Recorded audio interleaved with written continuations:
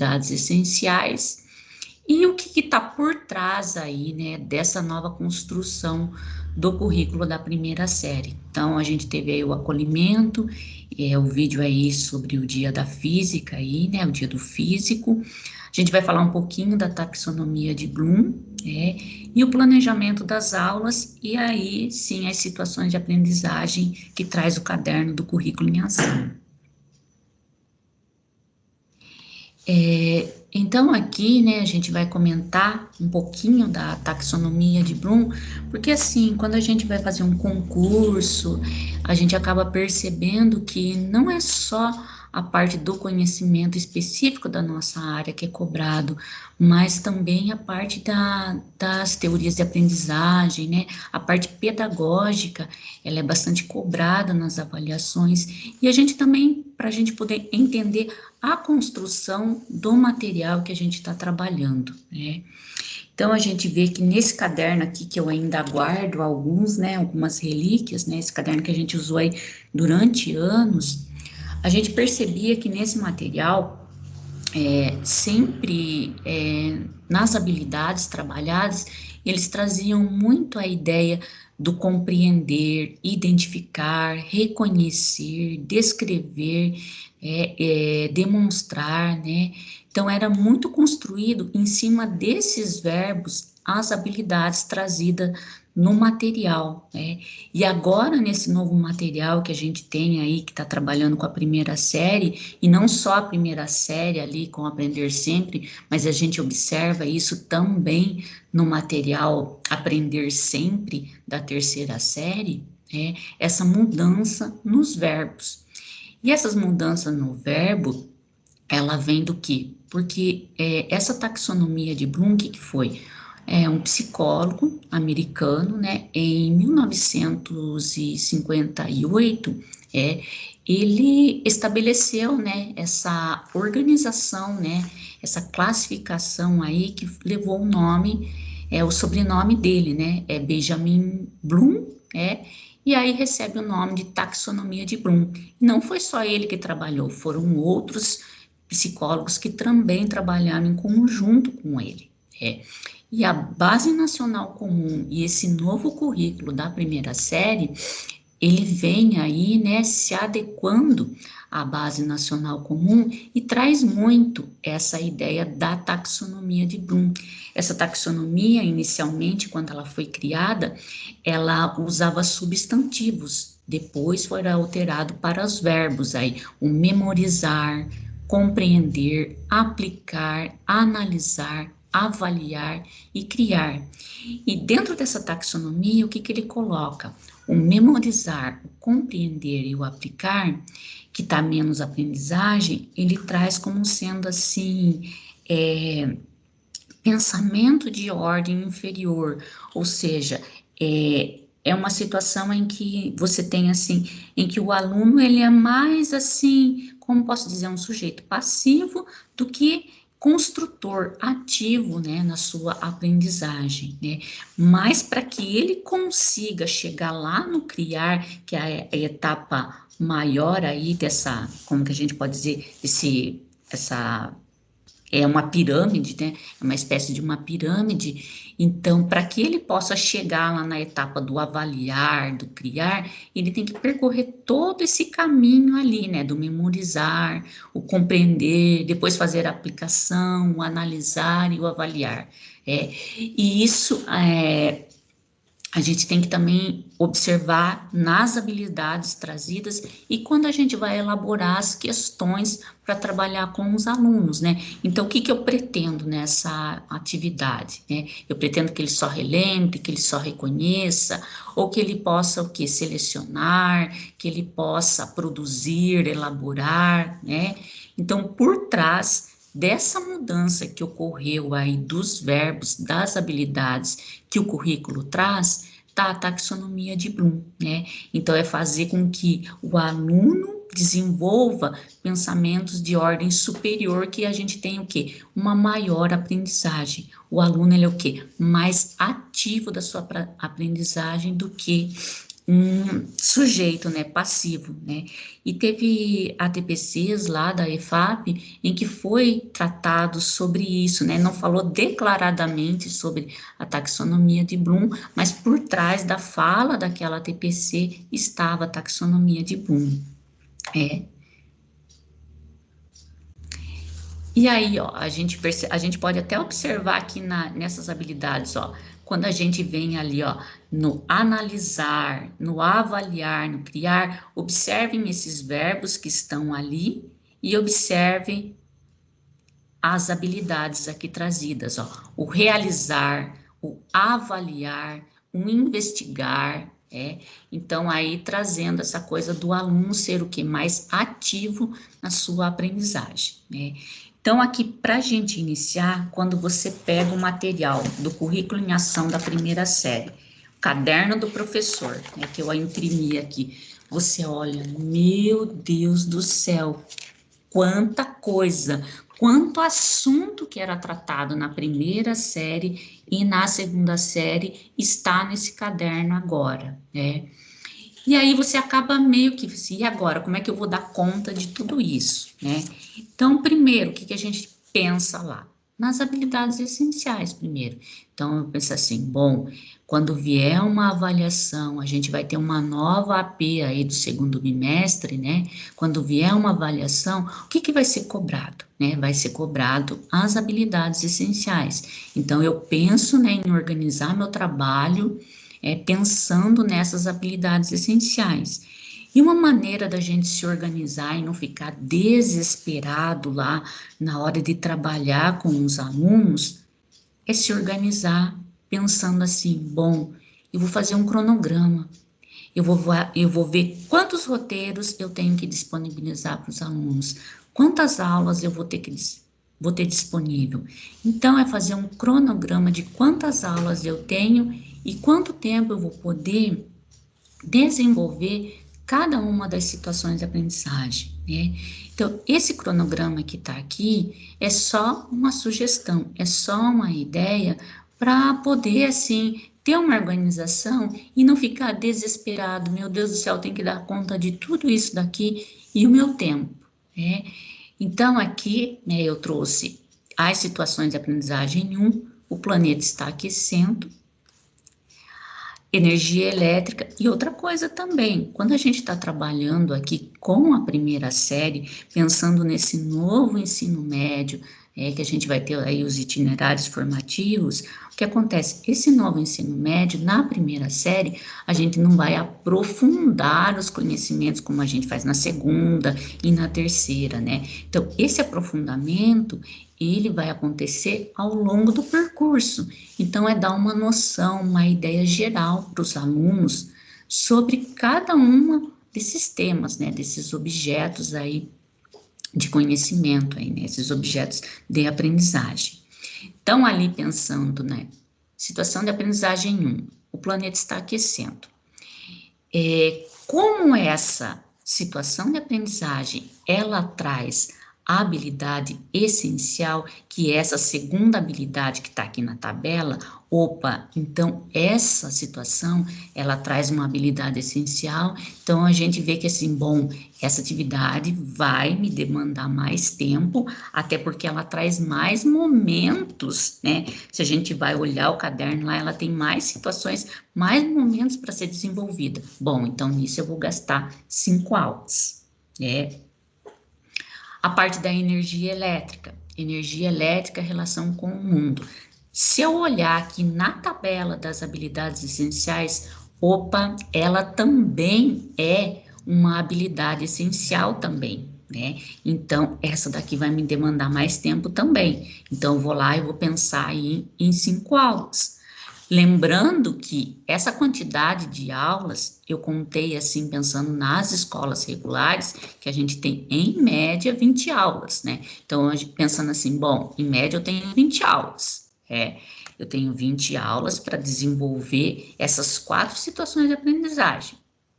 Eu sei que eu não vou utilizar todas as 20 aulas só trabalhando as situações de aprendizagem do caderno. Eu sei que durante essas 20 aulas, o que que eu vou ter no meu plano de trabalho aí, né? No meu planejamento das aulas? Bom, eu vou ter avaliação, eu vou ter que ter recuperação da aprendizagem, né? Várias situações que vão surgindo ao longo do caminho. Então, ali o que eu coloquei? Total de 20 aulas, 16 aulas, currículo em ação. E 4 aulas para poder fazer a avaliação, a recuperação, etc. Né? Então, isso daqui é só uma organização para que a gente possa ter, né, mentalmente assim, bom, então eu tenho tantas aulas, quanto tempo eu vou poder disponibilizar para cada uma das situações de aprendizagem. A ideia aqui é organizar para a gente não ficar desesperado, porque você olha assim, meu Deus do céu, situação de pandemia, todas essas coisas, né? E aí, como que eu vou trabalhar tudo isso? É. Aí aqui tem o cronograma desse bimestre, né? Aí, como já foi nas escolas, da semana de 24 do 5 a 11 do 6, a gente tem a sequência digital.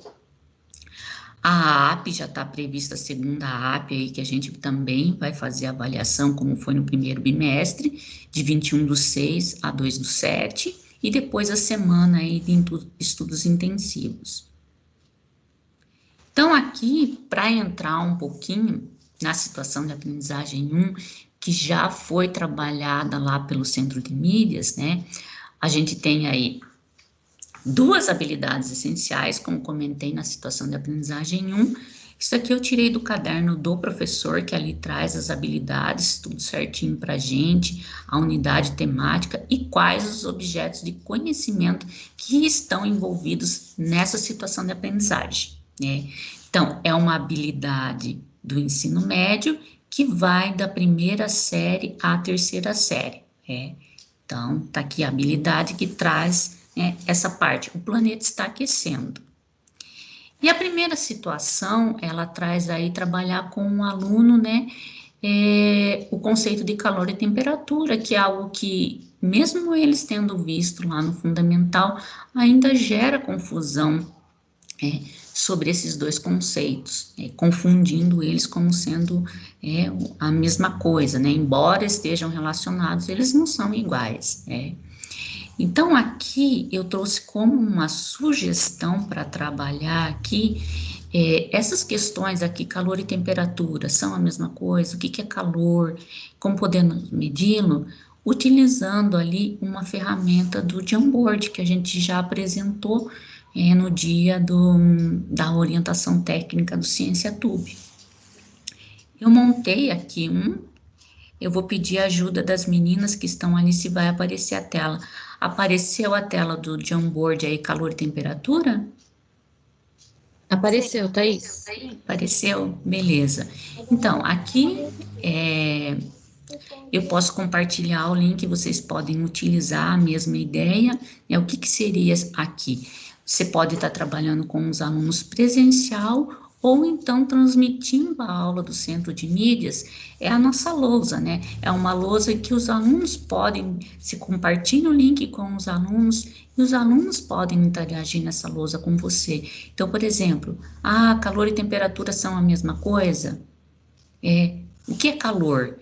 E aí eles vão colocando a resposta. Então, aqui a gente vem no canto esquerdo e vai colocando os post-it. Não são, né? E aí eles vão interagindo, né? Não são, etc, né? Então, eles vão interagindo e colando aqui os post-its na lousa, né? E assim por diante. Então, é uma maneira deles estarem interagindo, e isso pode ser feito com os alunos que estão indo presencialmente, né? E com os alunos que estão em casa, né? Então, é uma maneira de interagir com eles nesse quadro, que é uma lousa virtual.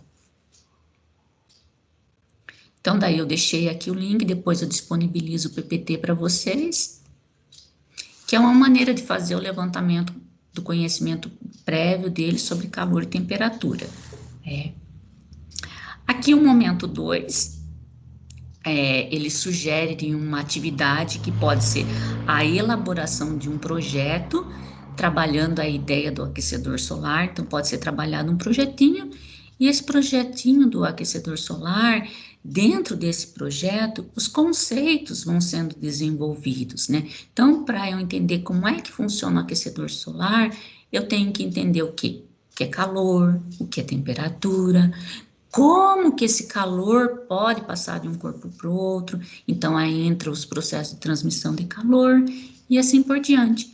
Então, são duas sugestões. Eu posso desenvolver o projetinho, tem vários vídeos no YouTube com várias formas de fazer o coletor solar, ou eu posso simplesmente utilizar aqueles experimentos que a gente realizava lá do antigo caderno da segunda série, que é fazer um mobile, que é espiral lá e colocar a vela embaixo, a barrinha de cobre, colocar a vela e aquecer e mostrar a condução. Então, aqueles experimentos que a gente tinha no caderno da segunda série, a gente pode realizar também como uma maneira de estar explicando para eles esses conceitos, né?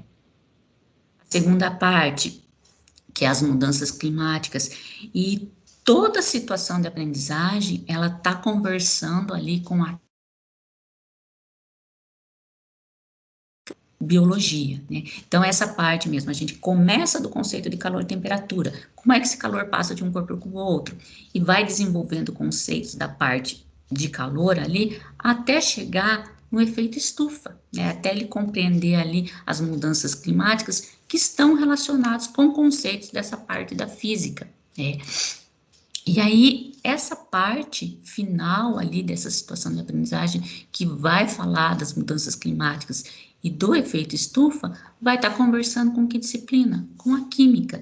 Então, assim, o caderno ele foi muito organizado, tentando conversar uma disciplina com a outra. Por exemplo, a gente vê assim, nossa, mas eu desenvolvi o conceito de calor, eu desenvolvi o conceito de temperatura, trabalhei vários conceitos da parte de física térmica com um aluno. E por que a dilatação térmica vai estar lá no final do caderno? Por que não seguiu uma sequência? Isso foi trazido dessa forma porque pensando nessa conversa, porque lá na situação de aprendizagem 4 da química vai estar conversando com a física. A situação de aprendizagem 3 da física vai estar conversando com a biologia. Então, o tempo inteiro, essa ideia das disciplinas, né, estarem mais interligadas, conversando entre elas, né? E aqui, nessa parte, bom, trabalhei o que é calor, trabalhei o que é temperatura, mostrei os processos de transmissão, ele traz aqui a parte das mudanças climáticas e falando dos estados físicos da matéria. Então, para o aluno poder visualizar, né, os estados físicos da matéria, como é bastante trabalhado lá no centro de mídias, a gente pode utilizar o simulador. Eu deixei o link ali para que depois possa acessar. Então, aqui a gente tem o simulador. É bom trabalhar com esse simulador, porque além dele ver os estados da matéria aqui no simulador, então a gente vem aqui, clica nele e vai alterando ali a temperatura, eles vão vendo o movimento das moléculas. Então, além deles entender os estados físicos da matéria, o que vai acontecer? Reforça o conceito de temperatura, porque ele vai ver que à medida que ele aquece ali, então, vou abrir aqui. Então, ele vem aqui, entrou no simulador. Eu posso usar o neônio, né, que são gases encontrados no ar, o argônio, o oxigênio. Eu posso pegar aqui, ó, estado sólido. Ah, estado sólido. O que está acontecendo com as moléculas? Né? A gente observa que elas estão mais juntinhas. Estado líquido. Opa, já não está mais tão juntinhas as moléculas. Gás. Opa, ficou mais afastado ainda. E aí eu aqueço. O que eles vão observar? Que ao aquecer, aumenta o movimento das moléculas e eles têm um termômetro ali para observar também. E nesse termômetro eles estão vendo que está aumentando a sua temperatura. Então dá para trabalhar várias coisas aqui nesse simulador. Além de trabalhar os estados físicos da matéria com eles, também dá para reforçar o conceito de temperatura, né? Temperatura alta, moléculas mais agitadas, temperatura baixa, moléculas se movendo mais lentamente. Então, eu posso esfriar também. Então, vou colocar um gás aqui esfriando. Tá aparecendo a tela do simulador, meninas? Tá sim. Tá, beleza, então. Então, aqui dá para trabalhar e mostrar com os diferentes gases aqui para eles o comportamento que acontece em cada um dos estados da matéria. Então, tá aqui. Deixei o link aqui para caso alguém queira utilizar. Aqui, essa parte aqui de calor já vai entrar. Falou dos estados da matéria, agora vai entrar um pouquinho mais a fundo no conceito de calor, né? Então, o que é o calor? Ele já entendeu. Como é que calcula esse calor, né? Esse calor, quando a gente tem alteração de temperatura e quando a gente tem uma mudança de estado físico. Então, dá para trabalhar aqui, após trabalhar aquelas partes, e depois a gente vai aqui para a atividade 1, que é investigando o papel do calor. Já nessa parte vai trabalhar o conceito de calor específico, com os alunos e falar da importância da água. Devido a esse calor específico da água, ela vai ter um papel importante na natureza aí de regular a temperatura, né? A gente observa grande variação de temperatura nas regiões desérticas, né? Devido à falta de água, porque a água atua como regulador. Então, a partir desse conceito, a gente pode chegar nessa parte. E aí, uma ideia aí, eu fiz, em casa funcionou. O Manual do Mundo ali tem um Iberê mostrando um vídeo que o ano passado percorreu bastante nas redes sociais, que era apagar o fogo lá, apagar o carvão da churrasqueira, utilizando aí, né, a água dentro de um saquinho. Então, ele vai fazer aí, né, vários testes para ver se isso funciona, e por trás disso está o conceito de calor específico. Então, também a gente pode usar outras formas de explicar para eles o conceito de calor específico. A gente pode pegar, os alunos uma vez se divertiram com a minha cara, porque a bexiga estourou na sala, né? A gente pode pegar uma bexiga, encher ela, deixar ela só com ar e colocar uma vela embaixo e aquecer. Bom, a bexiga estoura em poucos segundos. A outra ideia é pegar uma bexiga, colocar a água aqui dentro e aquecer, né? Colocar uma vela aquecendo ela aqui embaixo. Aí o que eles vão observar? Você fica durante um tempo e a bexiga com água não estoura. E por que a bexiga de água não estoura? Porque a água, o quê? Ela tem um alto calor específico, então ela vai absorver essa energia e que vai fazer com que ela dificulte ela de estourar. Então, isso daqui é só um gancho para poder, né, chamar eles para participar da aula, dá para gravar o vídeo ou pedir para eles produzirem na casa deles, né, passando passo a passo e falar o que vai acontecer e por que a água não estoura, né? Então, uma maneira deles investigarem também o porquê que a bexiga não estoura. Né? Então, é um experimento simples que dá para fazer. Outro experimento que também está lá no caderno, que ele não é difícil, dá para a gente fazer isso aqui com uma madeirinha, colocar um soquete e desenvolver aquele experimento que tinha no caderno da segunda série, que a gente vai colocar duas latinhas aqui, a mesma distância, as duas latinhas, coloco uma com água e a outra com areia, e deixo a lâmpada um certo tempo ligada. E vai aquecer essas duas latinhas, né? Pode ser de refrigerante, tem que ser uma lata de alumínio, né? Que a lata de alumínio facilita a transferência de calor ali, né? Então, daí a gente coloca uma latinha com a mesma quantidade de água e areia e coloca para aquecer. E coloca o termômetro para medir. E o que eles vão observar? Que aquela que está com areia se aqueceu mais rapidamente do que a água. E aí trabalha também o conceito de calor e temperatura, entra na ideia aí de regular a temperatura, etc. Né? Então, isso daí também é uma coisa que dá para trazer e mostrar para eles, né? E dá para fazer assim, gravar bem curtinho o vídeo e colocar perguntas. Ó, você viu aqui o que aconteceu? Por que isso aconteceu? Porque o caderno traz bastante essa ideia do colocar o aluno para investigar, né? Ele buscar a resposta.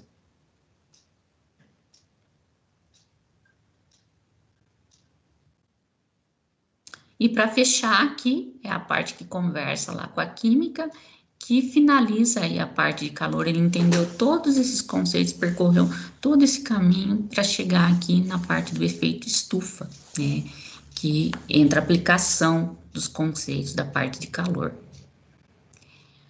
Aí a outra parte que é novidade também para a gente, né? O calor não era um assunto que a gente tratava aqui na primeira série, e sim na segunda série, mas como vocês viram, o caderno ele não vai trazer um aprofundamento, ele traz apenas alguns conceitos.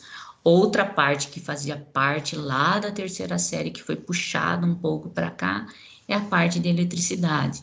Então, começa ali o aluno tendo uma noção da diferença do que é um gerador e do que é um receptor, e como que é o processo de produção de energia elétrica e o consumo de energia elétrica, né?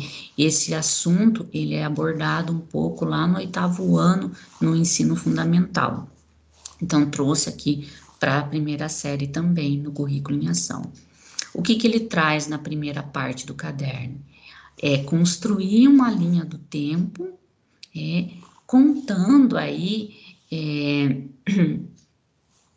o percurso, né, da eletricidade aí, quais foram as descobertas, né, importantes, quem estavam por trás dessas descobertas, né? Então é construir uma linha do tempo, colocando aí, né, as principais descobertas da eletricidade.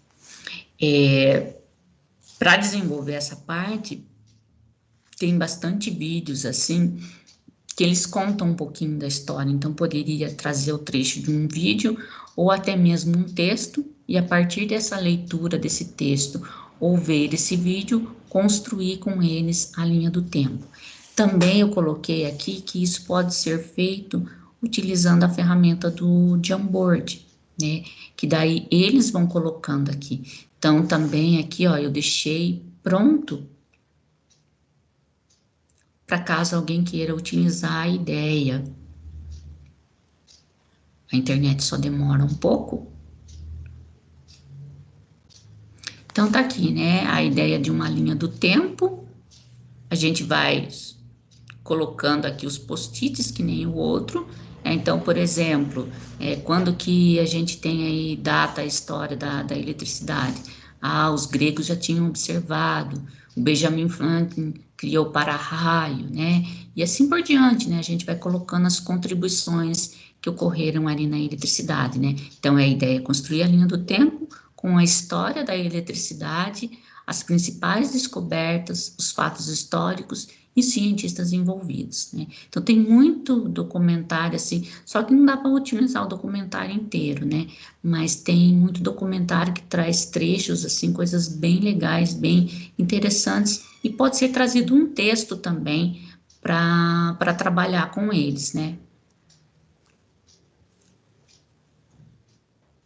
Aí a outra parte seria que trabalhar a parte dos geradores, né? Então, construir a linha do tempo, contando um pouquinho da história da eletricidade para eles.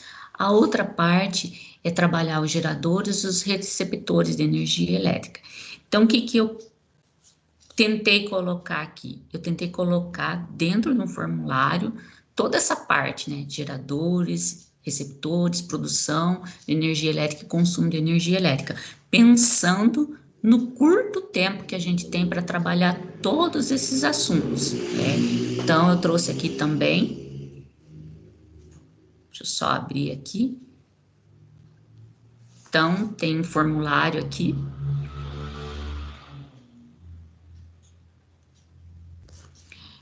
Coloquei um texto, uma ideia de dar uma introduzida para eles sobre o assunto, né? Então, aqui a situação de aprendizagem 2, trazendo um pouquinho da ideia do gerador, né, e dos receptores.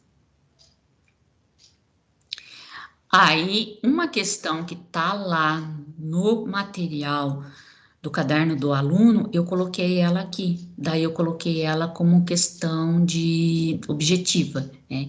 Então aqui é uma questão que está lá dentro do caderno e eu coloquei ela como sendo uma questão objetiva. Aí o que que eu trouxe também aqui, né?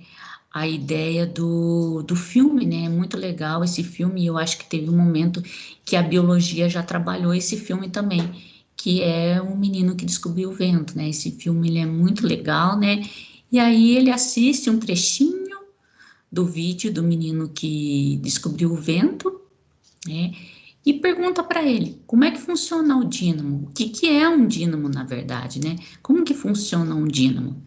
E aí ele vai procurar como é que funciona o dínamo, é colocando ali o que traz na situação de aprendizagem, se ele é um receptor ou gerador, é, e a partir disso também pode instigar ele, é, e como que será que esse dínamo, a ideia do dínamo, eu posso produzir eletricidade em larga escala, né? Como que o menino conseguiu isso? E trabalhando os conceitos, né? Alguns conceitos, porque aqui a ideia não é aprofundar como acontece na terceira série, né? Que a gente traz toda a parte de magnetismo, eletricidade e todo o percurso que a gente tem lá na terceira série.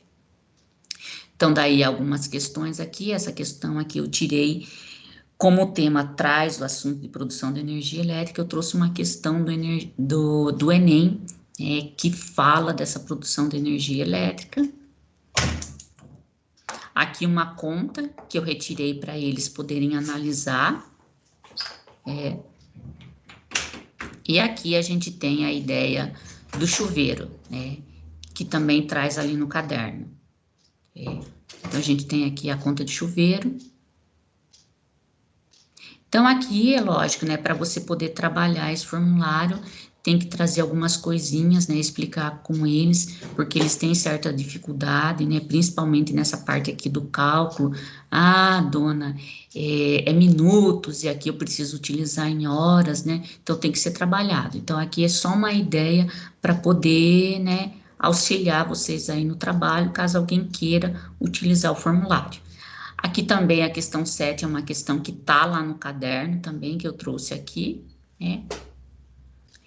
E aí, para quem quiser utilizar o formulário, eu deixei aqui embaixo a maneira, o que é editável. Então, você pode editar ele, né? Quando você edita ele aqui, deixa eu só abrir novamente. Quando eu venho aqui no editar, eu tenho 3 pontinhos aqui. Nesses 3 pontinhos aqui, eu posso criar uma cópia em cima desse meu formulário. E aí vocês podem utilizar com a sala, as respostas já vai direto no e-mail de vocês. Então, quando eu crio aqui, aí vocês podem alterar as questões também. Ó, eu venho aqui, né? E deixa eu só voltar aqui um pouquinho. Opa. Eu venho aqui, ó, fazendo uma cópia. Quando eu faço uma cópia em cima desse formulário, e aí vocês alteram conforme o jeito que vocês estão trabalhando com a série, né? Elabora do jeito como vocês estão trabalhando aí, né? Então, é uma maneira que facilita também, né? Então, pode ser criado em cima desse daqui outras questões.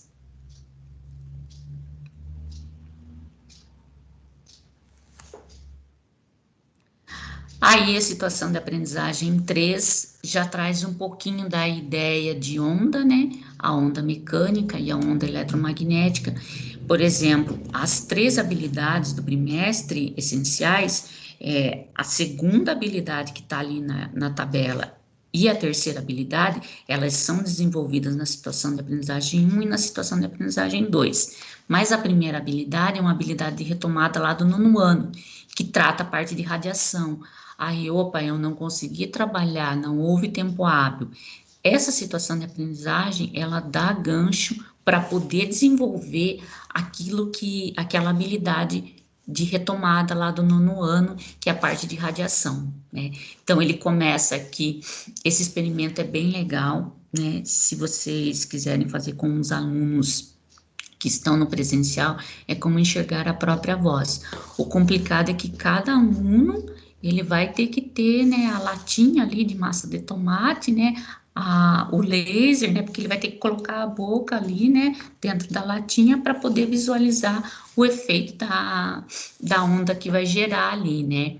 Então, é bem legal esse experimento. Aqui, nesse link tem o passo a passo do Manual do Mundo. Ele foi trabalhado numa das orientações que a gente teve presencial em 2019, né? Ele foi trabalhado presencial. Não é um experimento difícil de fazer, os alunos, eles mesmos conseguem fazer, né? A única coisa é que tem que ter o laser, mas aquele laser que a gente compra no camelô, ele funciona direitinho, custa R$5, até menos do que isso, e é bem fácil, é bem tranquilo, e o efeito visual é bem legal, assim, porque eles vão ver diferença, eles conseguem observar que, por exemplo, quando o menino fala, a imagem, né, produz de um tamanho, e quando a menina fala, a imagem é de outra. Então, você consegue falar, trazer aí a ideia do som grave e do som agudo, né? Distinguir aí, né, o som grave do som agudo com esse experimento, trabalha a ideia de onda, etc, né? Então, é um gancho bem bacana esse experimento para poder iniciar essa atividade. E aí, a parte final ali é a parte, então, trabalhou a ideia de onda mecânica, o som, os conceitos de onda, etc. Daí eu entro aqui para a parte da visão, né, que a gente já está tratando aí de uma onda eletromagnética, que é a luz aí que chega até os nossos olhos, né. Aí, o que eu trouxe aqui como sugestão? A ideia de desenvolver o experimento, que pode ser gravado e trazer para eles as perguntas aí. Qual é a lente utilizada para corrigir miopia? Qual a lente utilizada para corrigir hipermetropia? Bom, se eu não tenho a lente, né, eu não tenho aquelas lentes para poder desenvolver esses experimentos, dá para usar o óculos, né? Então, eu vou mostrar aqui o experimento. Quem não tiver a lente, existe outro caminho para poder desenvolver esse experimento, que é utilizando, né, a lente de um óculos de quem tem miopia e a lente de óculos para quem tem hipermetropia. O efeito vai ser o mesmo, dá para produzir da mesma maneira.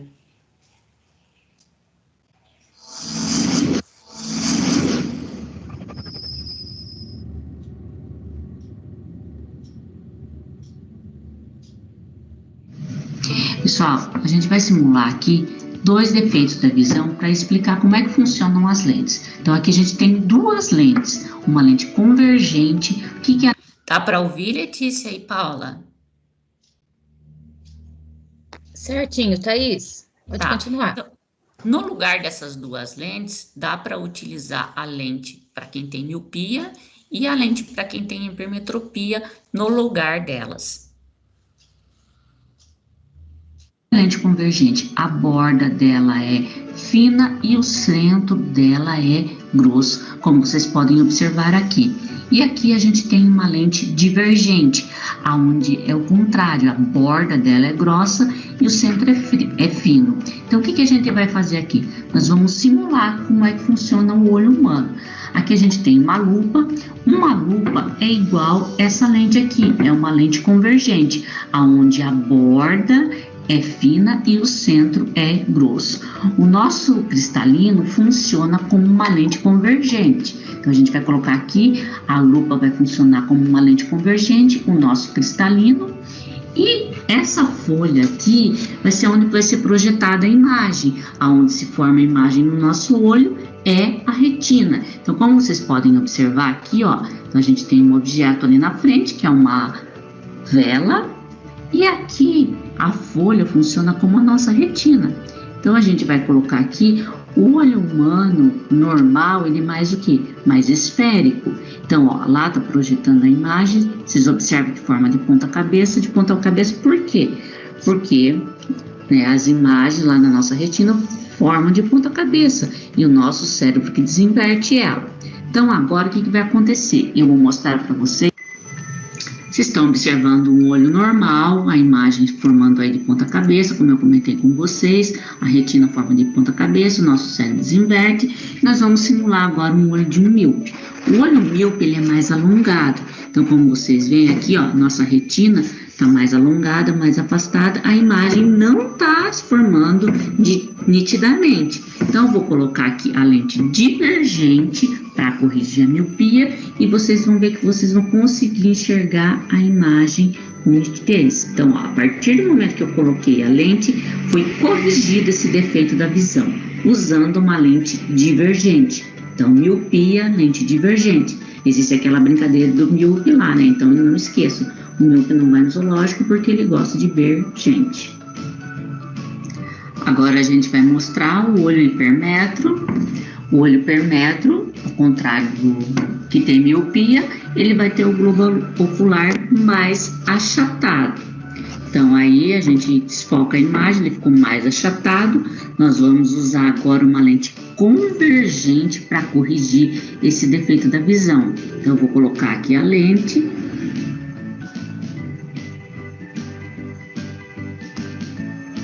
Então, se eu utilizasse uma lupa maior, ia ficar mais nítida a correção desse defeito da visão, né? Então, aqui é só para a gente ter uma noção de que quando a gente tem hipermetropia, a gente usa uma lente convergente para corrigir esse defeito da visão.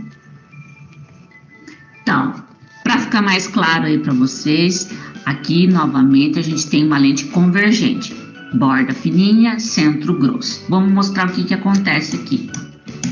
Então, ó, vocês podem observar que os raios de luz vão todos para um ponto. Aonde que a gente usa isso? Para corrigir a hipermetropia, na lupa, no data show e no nosso cristalino. Aí, para mostrar novamente para vocês, ó, aqui a gente tem uma lente divergente, borda grossa, centro fininho, usada aí para corrigir a miopia. O que acontece aqui quando a gente coloca a luz, ó? A luz, ela é espalhada, então ela se diverge, se espalha, usando aí para corrigir a miopia. Então, vocês viram ali que a professora, ela é bem gambiarreira, né? Foram coisas que eu tinha em casa que eu acabei usando como suporte, as coisas ali para poder fazer o vídeo. Uma coisa que eu tentei produzir agora para essa reunião, mas os meus moldes não deram muito certo. Dá para a gente poder fazer a lente divergente e convergente de gelatina incolor, né?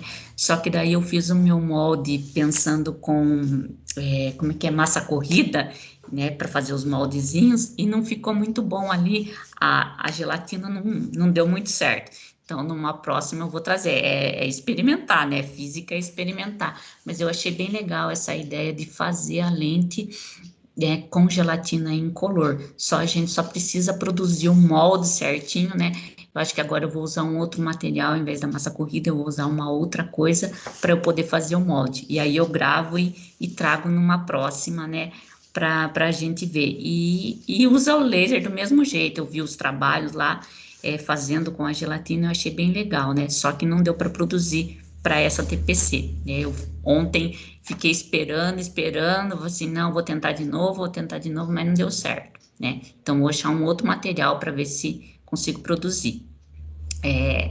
Aí, a última parte do caderno, ele volta aí, né, faz uma volta de novo e trabalha aí dentro, né, aquilo que a gente estava acostumado a trabalhar na parte de calor, a dilatação, mas é exatamente a ideia de estar conversando com as outras disciplinas, com a química e com a biologia. É bem legal essa situação de aprendizagem, porque ele já traz aí, aplicando o conceito da dilatação na parte da ciência dos materiais, né? Então, entra bastante a ideia da engenharia civil, da engenharia de materiais, né? Então, é bem legal essa parte aqui, né? A conversa do engenheiro com o mestre de obras, tratando ali do espaçamento, né, que tem que ser deixado nos trilhos, né, nos pisos, etc., né? Então, ele traz a ideia do aluno investigar primeiro do porquê, né, do porquê que isso acontece. Então, é bem legal essa parte aqui, é bem interessante. E ali, ó, como tá falando, ó, tá conversando com a química nessa parte. Então, aqui as imagens, né, pode ser trazidas imagens para indagar eles, né? O que que pode ter, por exemplo, essas figuras aqui, né, dos pavimentos, essa figura aqui do trilho de trem, né? Por que que esse trilho de trem tá torto, né? O que que levou a isso, né? E aí trabalhando aí a ideia da dilatação, né? Para trabalhar a dilatação, pode ser feita essa parte do aluno investigado, por que que isso acontece, e também para poder fazer com que ele entenda, né, o conceito de dilatação. Não fiz aqui porque a imagem não fica muito bonita, né? Mas dá para a gente pegar um vidro, colocar uma bexiga e aí eu aqueço água e coloco a água aqui embaixo do vidro. E ele vai ver que o ar no interior da bexiga expande, né? Então ocorre aí a dilatação do ar, que a dilatação ela ocorre, né, em todos os objetos aí, né? E pode ser num líquido, num gás ou, né, num sólido, no caso aqui do gás, o ar. Então dá para mostrar para eles aquecendo, eles vão ver que o ar no interior da bexiga expande e também pode ser colocado depois que essa bexiga expandiu, resfriando ela, né? Ao resfriar, eles vão observar que a bexiga muitas vezes acontece dela entrar dentro do vidro ali, por quê? Porque você vai ter o que? A contração ali das moléculas. Então também é um gancho para poder fazer com que eles compreendam, né, o que é a dilatação, do porquê dos rangidos noturnos, né? Tem um vídeo do Bickman, né, que era bem engraçado, que ele falava, né, do porquê dos rangidos noturnos nas casas, que está ligado aí com a dilatação. Então é só uma ideia aí, né? E a outra parte tem outros experimentos de dilatação que dá para explorar muito mais. Isso é só mesmo, porque é uma coisa simples, né? Não é uma coisa, é só uma bexiga, um vidro e água fria não, gelo e água quente, né? É só isso. Então, não é uma coisa complicada para ser reproduzida. Então, é por isso que eu trouxe aqui. E a última parte aí dessa situação de aprendizagem é também aí a ideia, né, de propor soluções aí, né, diante dessa situação da dilatação que ocorre aí nos materiais, né. E é a ideia de aí aprendizagem baseada em problemas, né, que a gente vê que o caderno ele está muito focado nessa ideia do aluno ser mais protagonista, né, ativo da sua aprendizagem, e a ideia de trabalhar com, né, aprendizagem baseada em problemas, sala de aula invertida, que vem dentro dessas metodologias ativas aí, que tem sido focado bastante, né, pela secretaria, como uma demanda aí de adequação à base nacional comum, que trouxe bem forte isso. Agora eu já falei demais, né? É meio desesperador a gente ficar falando aqui e todo mundo quietinho. A gente vai aproveitar esse momento para abrir espaço para vocês poderem falar, compartilhar aquilo que vocês têm desenvolvido na escola aí, né? Então, compartilhe e socialize as práticas que têm sido realizadas aí nesse contexto de ensino híbrido, quais estratégias que vocês têm utilizado, o que vocês têm observado que tem dado bons resultados no trabalho com os alunos e quais são os desafios que vocês têm encontrado nesse momento de pandemia, né? Então, eu vou passar a palavra, eu vou abrir para que vocês possam falar e não só eu ficar falando aqui, né? Então, tá aberta a palavra.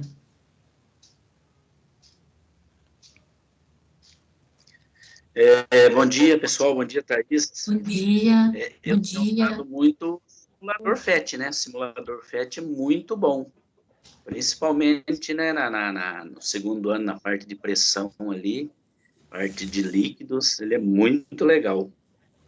Ele é muito, assim, ele tem muitas simulações ali que ele facilita, né? Porque assim a gente sabe que os conceitos que a física traz, eles são abstratos, né? Não é uma coisa assim, opa, entendi, assim, molécula, átomo, o que é isso, dona? Né? E assim, o simulador, ele facilita essa visualização, né? Que ele vai construir, porque assim, é muito mais fácil eu entender um assunto se eu já tenho uma ideia prévia daquilo ali, né? E muitas vezes eles não tem isso. É diferente, por exemplo, os alunos do EJA, eles têm vivência. Então, assim, a parte matemática, é triste trabalhar com eles, que eles têm muita dificuldade, mas essa parte prática da física, de situação do dia a dia, eles têm muito mais facilidade, porque eles têm vivência do que os alunos que estão ali no ensino médio regular, né? E essa parte de usar o simulador, nossa, ajuda muito, muito, muito, muito mesmo, né? Eles deixam um pouco menos abstrato, né, Thaís? Deixa um Como é que é? pouco menos. Deixa um pouco mais palpável, né, entre Mais aspas. palpável, exatamente. É que nem, por exemplo, aquela ali de você explicar os estados da matéria, né? Então, sólido, tudo juntinho. Ele vai ver, e, por exemplo, assim, se o aluno, né, aqueles alunos que eles estão indo no presencial, se for possível utilizar o computador, dá para abrir para eles lá no computador e ele mexer, porque quando ele mexe, opa, alterou isso daqui. Nossa, professora, tá subindo o termômetro ali, né? Então ele vai visualizar e quanta coisa ele vai poder ali tirar daquele expediente. Opa, professora, a temperatura ali apareceu um K. Mas por que esse K? Não está medindo a temperatura em Celsius, está medindo em Kelvin, né? Então, quantos ganchos dá para utilizar, dá para ser trabalhado utilizando a simulação, né? Então, é uma série de coisas. E a parte de experimento também, às vezes esse experimento bobinho, essas coisas bem simples, tem experimentos que são mais complicados a gente realizar, demanda trabalho, né? Você faz, não dá certo e tenta de novo, faz parte, né? Mas tem alguns experimentos que eles são fáceis de serem realizados, e isso ainda acaba chamando a atenção. Então, se, por exemplo, o aluno foi presencial, eu posso fazer, demonstrando ali para eles, e fazer perguntas, né? Por que que está acontecendo? Mas por que isso? Né? Para ir puxando a resposta deles. E para aqueles que estão em casa, dá para gravar o vídeo. Vocês viram assim que a professora gravou o vídeo e ela não é daquelas professoras que gosta dos holofotes, ela ficou escondida ali atrás, né? Vocês percebem, né? Então, dá para gravar o vídeo e depois colocar perguntas para eles. Mas por que aconteceu, para fazer com que eles prestem atenção no vídeo, né? Porque o tal do prestar atenção é uma coisa que tem sido difícil aí, né? Já era difícil no presencial, quem dirá agora nesse momento de pandemia. Mas ficou muito bom, Thaís.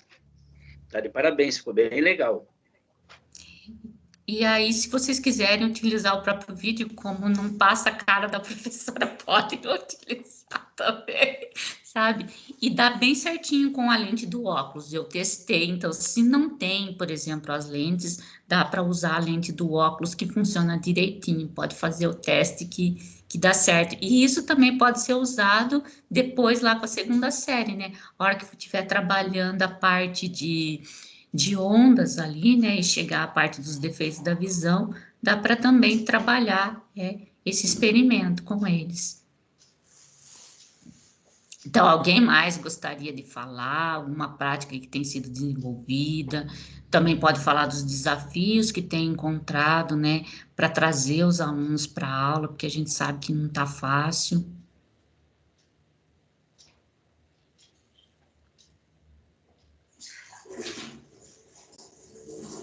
Ô, Thaís, eu só vou Oi. comentar que você está compartilhando a sua tela, tá bom? Senhor amado, eu não vi. Não, as imagens, os vídeos estão. Quem está com a câmera aberta está aparecendo, é só você estar compartilhando. Isso.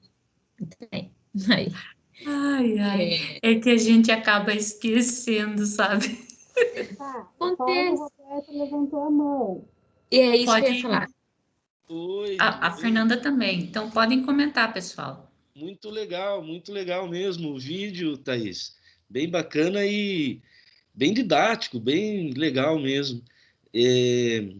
As práticas experimentais agora, nesse modo remoto, né, vamos dizer assim, é bem interessante o vídeo mesmo. É bem legal, é uma forma de estar demonstrando, pelo menos, para o aluno, né? E quando retornar, pode até estar repetindo assim rapidamente para eles mesmos estarem manipulando, né? Sim, sim. A gente sempre procura na escola, né, tá enviando os vídeos para os alunos, os roteiros assim de aprendizagem e incentivando eles a participarem do CMSP, das aulas. É meio complicado, né? Porque na verdade eu entendo dessa forma. A gente está vivendo uma pandemia, né? Infelizmente, mas muito bom, muito legal a TPC e sempre, né? Como sempre é bem dinâmico e bacana e muito legal mesmo. Ok, muito obrigado. A gente que agradece. A Fernanda quer comentar também. É a Fernanda aqui. Deixa eu ver aqui a mãozinha. É a Fernanda. Pode comentar, Fernanda? Bom, primeiro fazer um comentário, né? Eu e o professor Paulo, a gente está substituindo a professora Thais esse ano lá na escola de tempo integral, e vocês veem, né, colegas, como é difícil substituir alguém tão competente como ela, né?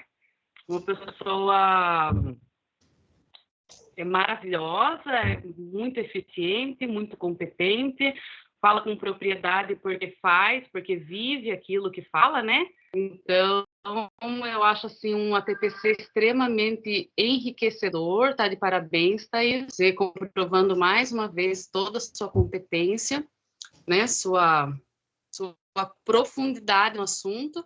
Eu acho assim que tem temas muito relevantes, tem alguns que a gente não consegue levar para todos os alunos ainda, infelizmente, né? Porque agora nós lutamos com dois quesitos, né? Um é o tempo e o outro eu acho que é a tecnologia. O tempo, porque nós não temos um tempo mais de qualidade com os alunos, né? Mesmo quando os alunos estão na escola com a gente, o tempo é muito curto.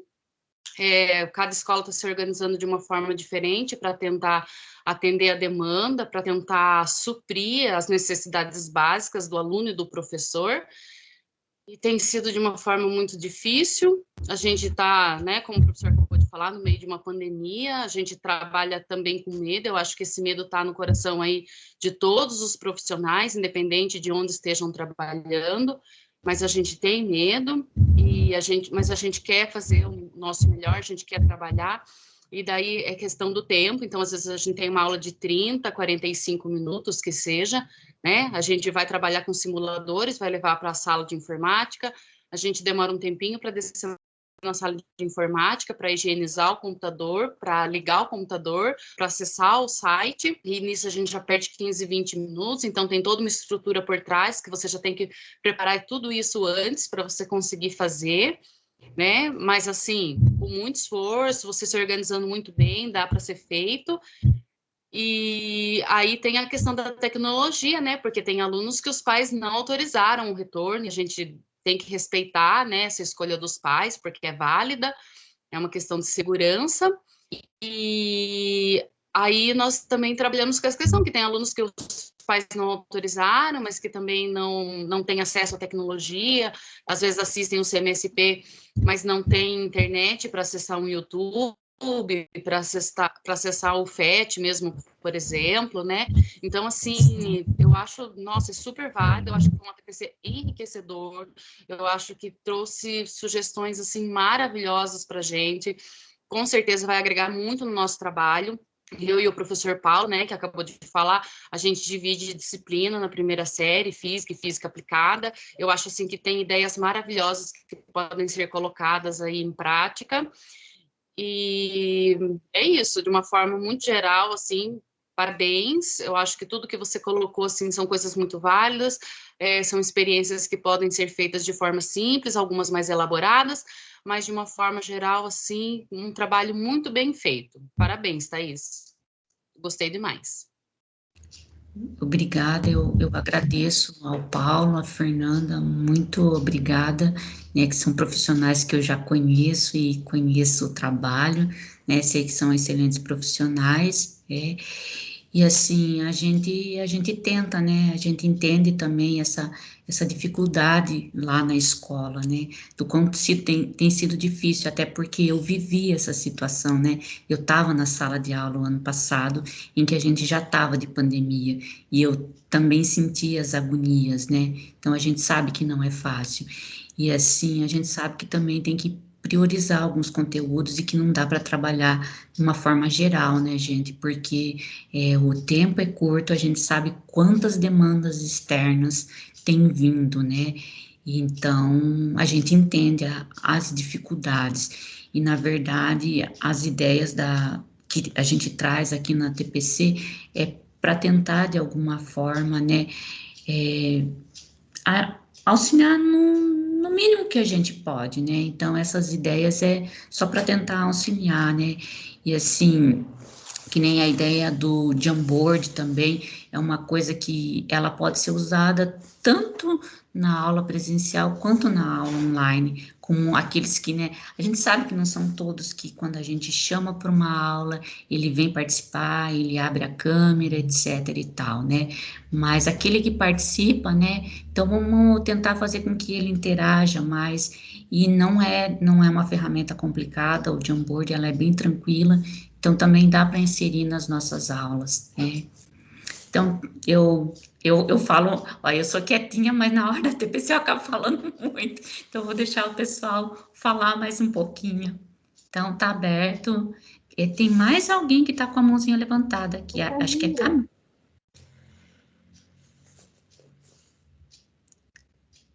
Vocês estão me ouvindo?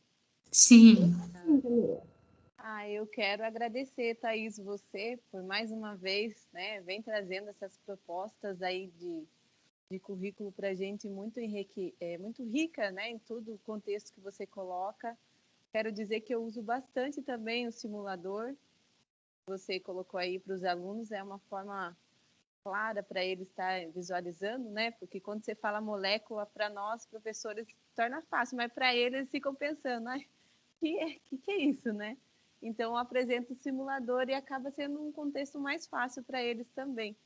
Mas eu venho dizer sim para você que, com certeza, você deve estar sabendo, não é fácil, né? Não está sendo fácil para nós, professores, porque quando vem no presencial, são 3 alunos, 2 alunos, mas daí o que eu faço? Eu trabalho o currículo em ação com esses alunos que vêm para a sala de aula, porque eu penso assim, eu não vou deixar esse material perdido também, né? Então, eu pego as habilidades essenciais e vou com o livro. Porém, o tempo é pouco, então, às vezes, eu fico na teoria e quase a prática, né? Ali fica vago. Mas eu gostei muito das suas sugestões e, assim, muita coisa que você vem ensinando, eu estou pegando para mim. Tá? E você vê, assim, que é coisas simples e que, com certeza, o aluno vai aprender. Obrigada, viu? Eu que agradeço. E que nem, por exemplo, né, quando a gente faz esses experimentos mais simples, a gente pode, sim, ele vê o experimento ali e a gente já vai puxando, né? Já vai puxando os conceitos que está por trás ali, né? Então, eu acho que, sim, o experimento, ele é um gancho, né, para a gente poder desenvolver os conceitos. E o próprio simulador, né? Coloca ele para fazer lá o simulador e tira pergunta dali, vai tirando pergunta dali, para que ele possa, né, descobrindo ali, né, ele elaborando as respostas, né, que a ideia é trazer ele, né, para o centro da aprendizagem ali, né, essa proposta das metodologias ativas, né. Tem mais alguém com a mãozinha levantada? Paulo Roberto. Oi, sou eu de novo. Eu lembrei aqui de um vídeo que eu tenho, de uns 2, 3 minutinhos, é rapidinho, posso mostrar? Marcelo Pode Gleiser. sim. Eu vou ver se consigo aqui. Tá, Eu joia. participei das lives que ele estava dando ano passado, de um curso que ele deu gratuito, assim, de forma de live, dava umas aulas. E eles respondiam umas perguntas. Eu fiz uma do Einstein e tem tudo a ver com o começo do ATPC hoje. Vou ver se consigo compartilhar aqui. É bem rapidinho. Então compartilha É conosco. bem legal.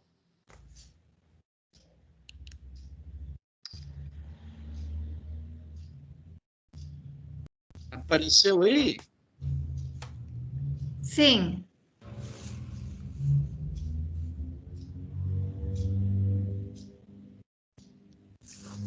Falta o som. Tá sem som. Está sem som? Tá sem som, Paulo.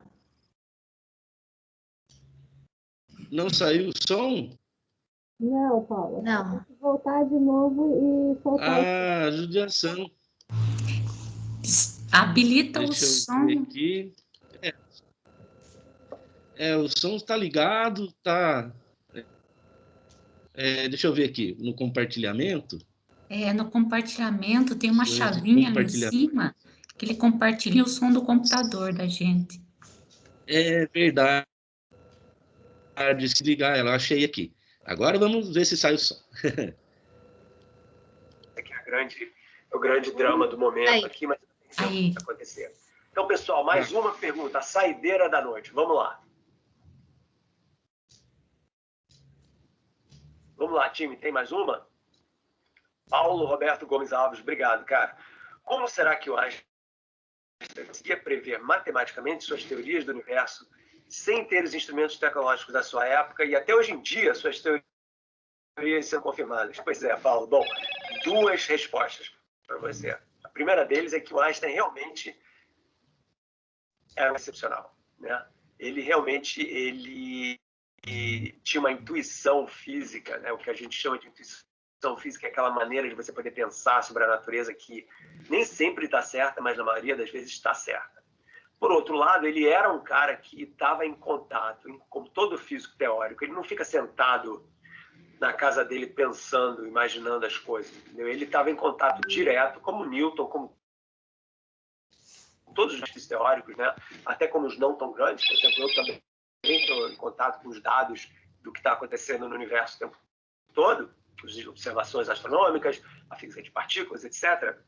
Então ele estava a par do que estava acontecendo. Tanto assim que quando ele desenvolveu a teoria da relatividade geral, por ele não ter nenhuma evidência de que o universo estava em expansão, ele não previu a expansão do universo. Ele forçou o modelo cosmológico dele de 1917 a ser estático. Ele perdeu a chance de prever a expansão do universo, que quem previu foi o Alexander Friedman em 1922, ok? Então isso é muito importante lembrar. O Einstein não previu tudo, mas certamente ele tinha uma visão incrível da natureza e ele conseguia, ligado a... Por exemplo, ele ganhou o Prêmio Nobel em 1921 não por causa da teoria da relatividade.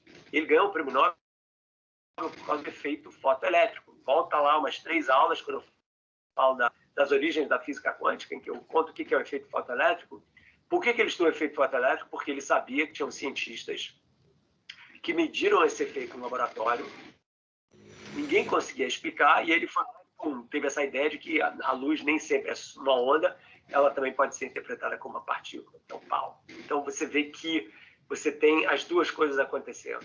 Sim, a intuição fantástica matemática e, mais do que matemática, a física dele e a conversa com os observadores também, ok? É isso.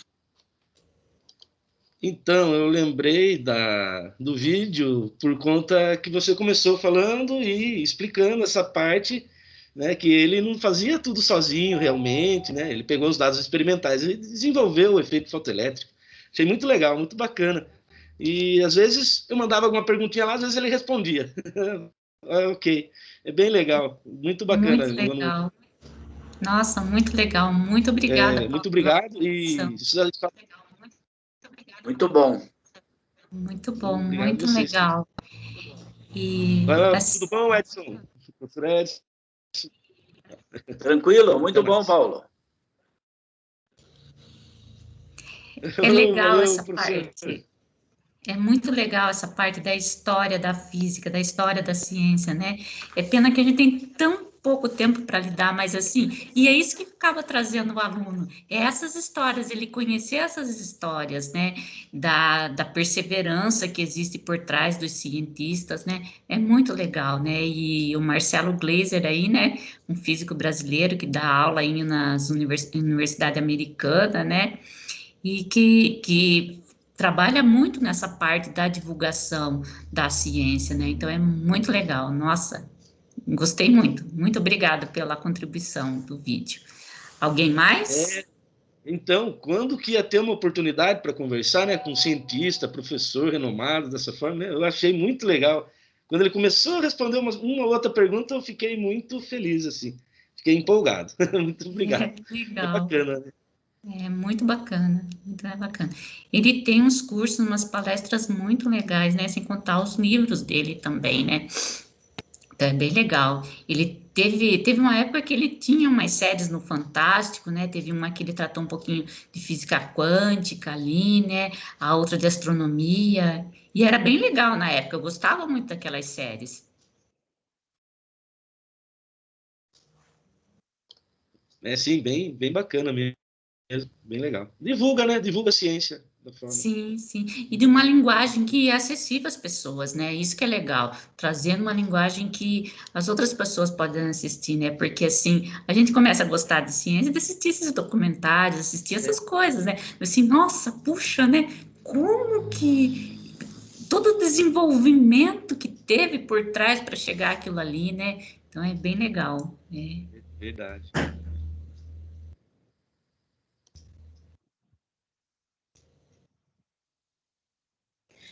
Viu, Thaís? E eu fiquei mega empolgada também com a sua TPC, muito feliz. E principalmente a hora que você começou a falar da taxonomia de Bloom, porque é o que é da forma que se estuda no Centro de Estudo de Línguas. A gente trata muito a taxonomia de Bloom. Sim, exato. Então, assim, você está vendo? Não é só na física, né? Então, em inglês também. Então, assim, é impecável, viu?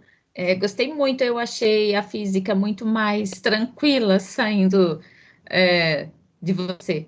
Foi muito gostoso, viu? Amei. Obrigada, obrigada. E eu aceito, né, as contribuições dos colegas, é que nem o Paulo mesmo, ele trouxe aí a contribuição, né, olha só, ele é chique, né, o Marcelo Glazer, conversando com ele ali, né, e muito legal essa contribuição dele, né? Muito bacana, assim. A gente também precisa reavivar a gente, né? Como professor, né? A gente precisa desse reavivamento, essas coisas assim, né? Então é bem bacana. Viu, Paulo?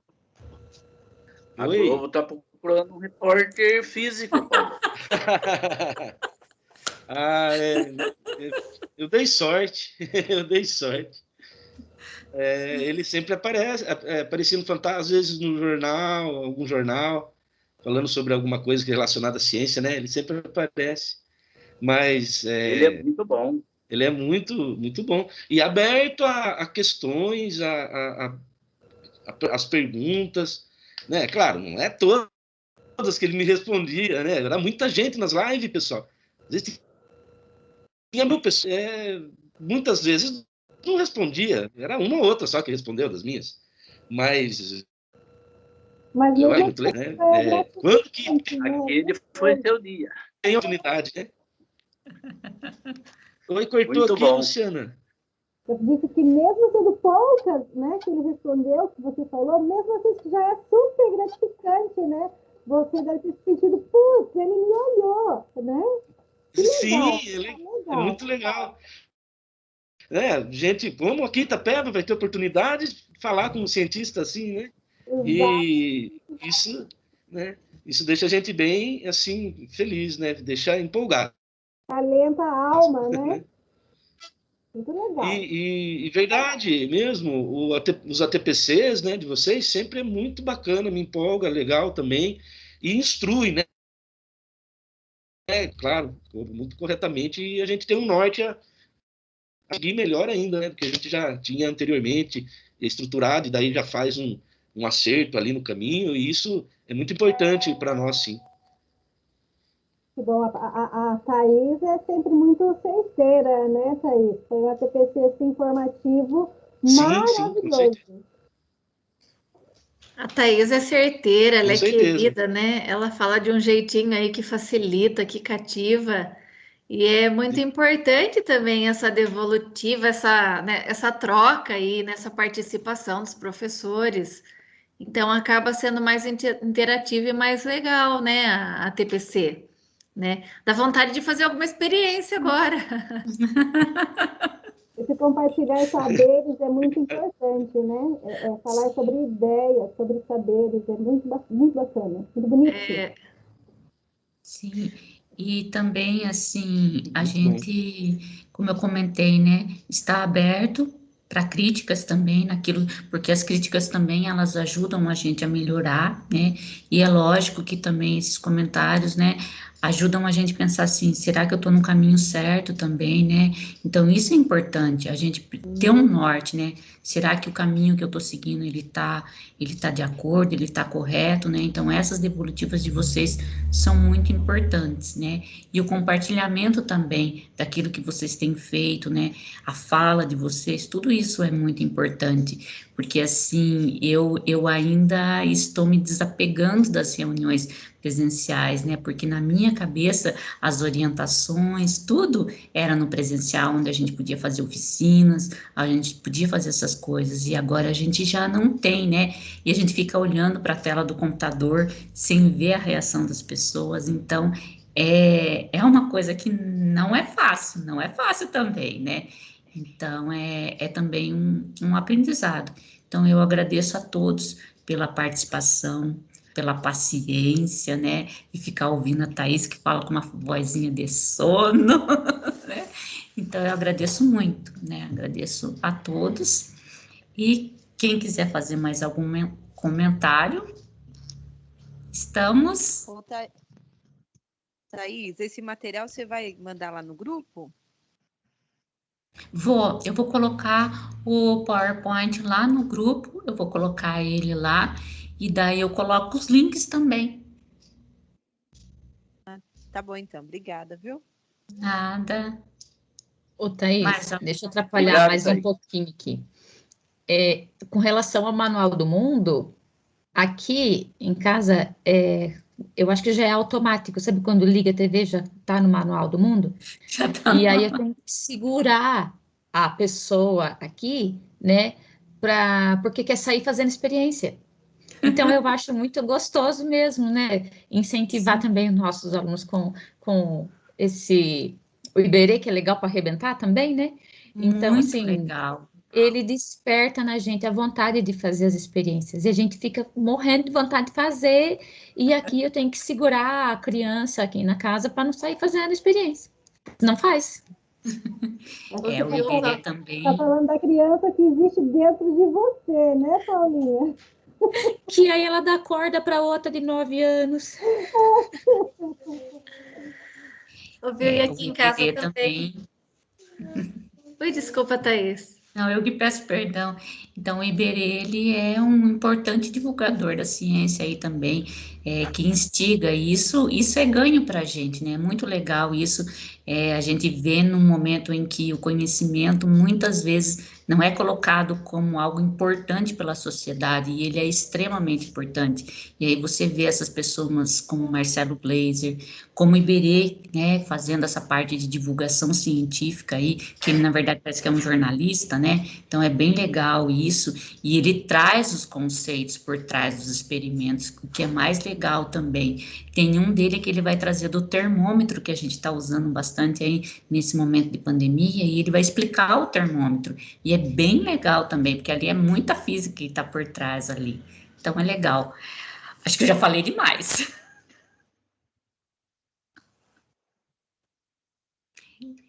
Então, a gente já passou o nosso tempo aí, né? Novamente, eu agradeço a todos, eu desejo a todos um excelente dia, né? Aproveitem a semana que vem, que vai ter um feriadinho aí, para poder descansar, cuidar da cabeça, né? Cuidar da nossa saúde, se desligar um pouquinho do trabalho e fazer aquilo que a gente gosta, né? Seja ouvir uma música, seja caminhar, seja, né? Não vai viajar onde tem aglomero, mas vai numa cachoeira, vai num lugar onde não tenha muita gente, né? Então, aproveitem o feriado como um momento de de organizar os pensamentos também, né? Porque essa pandemia e todas as demandas que vêm acaba deixando a gente bastante ansioso, né? E é bom ter esse momento de cuidar da nossa saúde mental, né? Que é importante. Então, muito obrigada a todos. Um ótimo dia e um ótimo feriado. Tchau. Tchau, tchau. Igualmente, Thaís. Tchau, tchau. Tchau, Que pessoal. agradeço. Tchau, tchau. Até mais, pessoal. Bom dia, dia abençoado para todos. Amém. Thaís, pode parar a gravação? Pode sim.